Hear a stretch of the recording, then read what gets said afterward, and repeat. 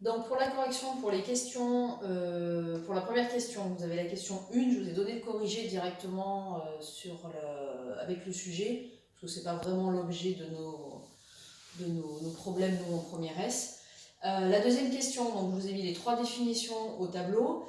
Nous, en ce qui nous concerne, les allèles, il y en aura 2. Donc vous avez un allèle qui est non muté, qu'on va appeler N, enfin grand N, et l'allèle muté que l'on va appeler grand M. Donc, comme on a déjà travaillé sur la drépanocytose, le grand N, c'est l'allèle normal non muté, c'est HBA. Et l'allèle grand M, c'est l'allèle muté et c'est HBS, pour les exercices qu'on a déjà fait. Donc un individu qui est homozygote, c'est qu'il possède 2 allèles identiques pour un gène. Donc nous, dans notre cas, pour l'exercice, on va avoir 2 situations, soit N sur N, soit M sur M. Alors que l'individu hétérozygote, lui, les 2 allèles seront différents, et donc nous, on aura cette possibilité-là. Donc maintenant on passe à la question 3 qui porte donc sur une technique particulière, c'est l'électrophorèse. Donc on n'a jamais utilisé ça depuis le début de l'année. Alors elle est bien pratique cette technique puisqu'elle permet de séparer l'ADN, mais elle les sépare d'une manière très particulière, elle les sépare en fonction de son poids.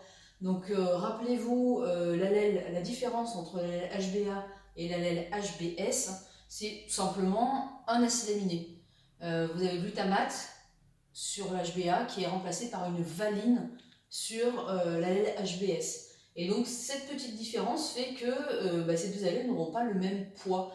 Et c'est ce qu'on utilise quand on va faire une électrophorèse, c'est cette différence de poids. Et donc on va faire migrer les fragments d'ADN et ils vont migrer, enfin la distance pardon, de migration, vous voyez ici, vous voyez celle-là, et vous en voyez 2 ici et ici, va dépendre du poids du fragment. Il y a une deuxième chose qui est intéressante, donc première chose c'est la distance, et la deuxième chose, c'est l'épaisseur du trait. Donc vous constatez ici que le trait est beaucoup plus épais que celui-là. On sait que tous les individus possèdent 2 allèles pour un même gène, puisque vous avez 2 parents, 2 géniteurs. Et donc on comprend bien que l'épaisseur du trait correspond au fait que là on a 2 fragments d'ADN, et ici on n'en a qu'un seul. Alors ce qu'on vous demande à partir de cette électrophorèse, c'est de déterminer les génotypes de ces 3 individus-là. Donc, premier individu qui présente une forme bénigne, enfin une forme n'importe quoi, une forme non malade. Le Y, l'individu Y qui lui est la forme sévère de la maladie, et l'individu Z qui, elle, a la forme bénigne de la maladie.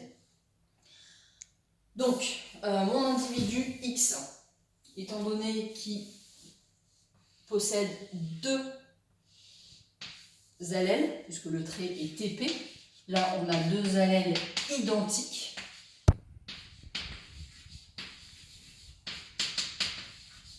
Et en plus de ça, on vous dit qu'il n'est pas malade.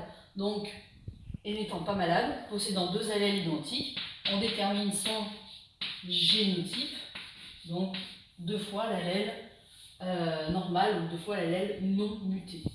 En ce qui concerne l'individu Y, on se retrouve un petit peu dans la même situation, à savoir qu'on a 2 allèles identiques aussi.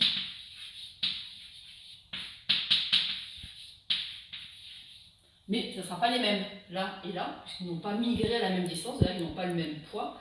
Donc ces 2 allèles identiques concernent un individu qui est atteint de la forme sévère de la maladie, donc 2 allèles mutés pour le génotype. Et donc le dernier, l'individu Z, qui est ici, lui, il possède 2 allèles différents, donc ça sera l'hétérozygote, et son génotype, donc ça sera grand N sur grand N. Alors là, le document que vous avez en ce qui concerne l'électrophorèse que je vous ai donné, vous ne pouvez pas déterminer si l'allèle grand N il est là ou il est là. Vous n'avez pas d'informations qui vous permettent de déterminer ou de distinguer grand N et grand M.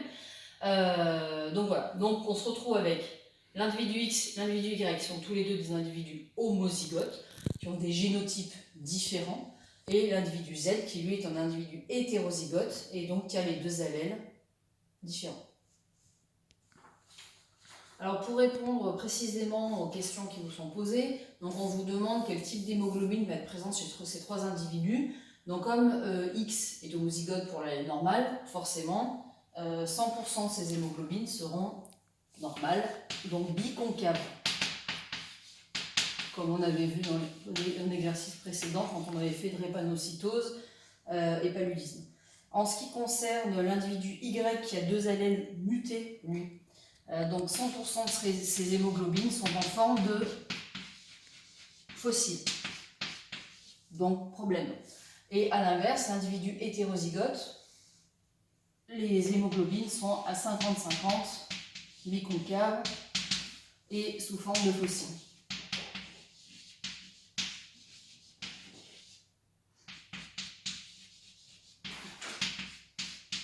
Alors, on vous demande de justifier la dominance ou la récessivité des allèles. Donc, ici, vous avez un individu non malade, ici un individu malade, et là, on est sur une forme intermédiaire. Donc, en fait, il faut toujours regarder les hétérozygotes pour déterminer qui est dominant, qui est récessif. Donc, en l'occurrence, ici, c'est un cas un peu particulier, on l'avait déjà dit, N et M, comme ils s'expriment tous les deux chez un individu, on le voit parce qu'on a la moitié des hémoglobines, la moitié des globules rouges, pardon, qui sont normaux et l'autre moitié des globules rouges qui sont plutôt rigides et non déformables.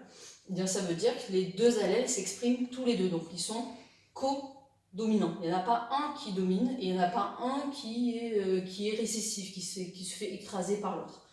Donc ce sont 2 allèles codominants.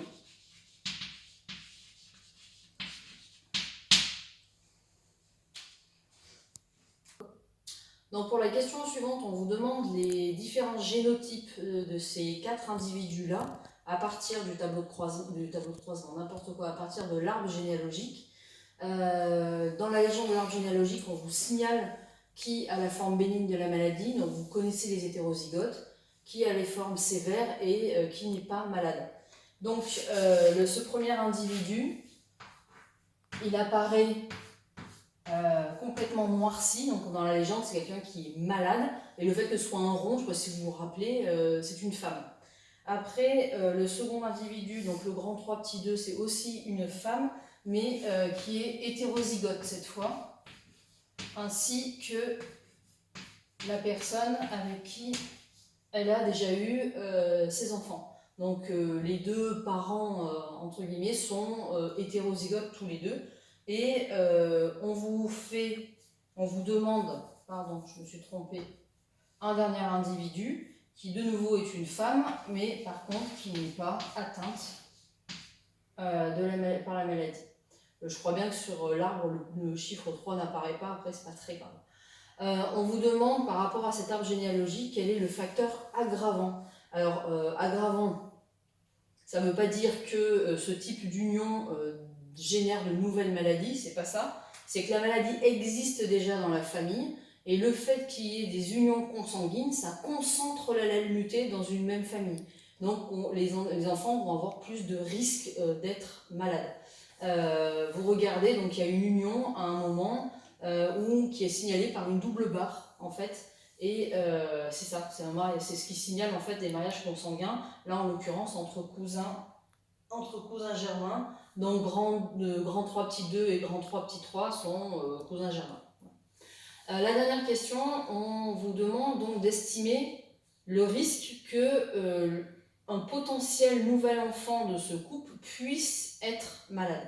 Donc pour ça on fait ce qu'on appelle un échiquier de croisement. Je vous avais dit d'aller voir dans votre livre parce qu'il y avait un exemple d'échiquier de croisement pour une autre pathologie, mais bon, de toute façon ça revient au même.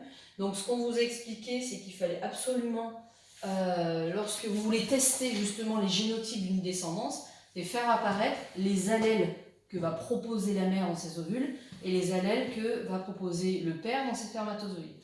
Donc le génotype de la mère, c'est la mère et ça c'est le père. Donc on vous demande entre grand 3 petit 2 et grand 3 petit 3. Donc la dame, elle propose 2 allèles, soit N, soit M. Et pareil, le père lui, il propose soit l'allèle non muté, soit l'allèle muté. Donc à chaque fécondation, les gamètes se rencontrent au hasard. Donc soit première possibilité, eh bien c'est l'ovule portant N qui rencontre en sperme, enfin c'est plutôt l'inverse, c'est le spermatozoïde qui porte grand N qui rencontre l'ovule qui porte grand N.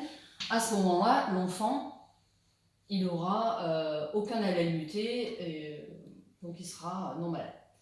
Après, deux autres situations, le spermatozoïde qui comporte l'allèle grand N va rencontrer un ovule qui comporte l'allèle muté. Pareil, hein, à l'inverse, on a ici aussi la même situation. Donc, ici, hétérozygote potentiel, hétérozygote potentiel. Et d'après la question qu'on vous pose, c'est quels sont les risques qu'ils aient un nouvel enfant qui est malade? Eh bien, le nouvel enfant malade, il est là. C'est si c'est ce spermatozoïde qui rencontre l'ovule qui porte cet allèle. Et donc, voilà, l'enfant malade, il pourrait dériver de, cet embryon-là. Donc, on va déterminer le risque. Donc, on a, par rapport aux combinaisons, 4 possibilités. Donc là, on a bien un risque sur 4 que l'enfant soit malade. D'accord? On a 2 sur 4, donc 1 demi, que l'enfant soit hétérozygote, donc qui va être porteur, il aura une forme bénigne de la maladie, et on a donc une chance sur 4 que l'enfant ne soit pas porteur de l'allèle muté. Donc je vous réécris les génotypes ici. Hop. Je mets mes 2 barres, c'est bien un N. Et le dernier, ça va être grand M sur grand M. Donc ce qu'on peut dire à ce couple, c'est qu'ils auront 25% de risque de nouveau avoir un enfant qui possède les 2 allèles mutés.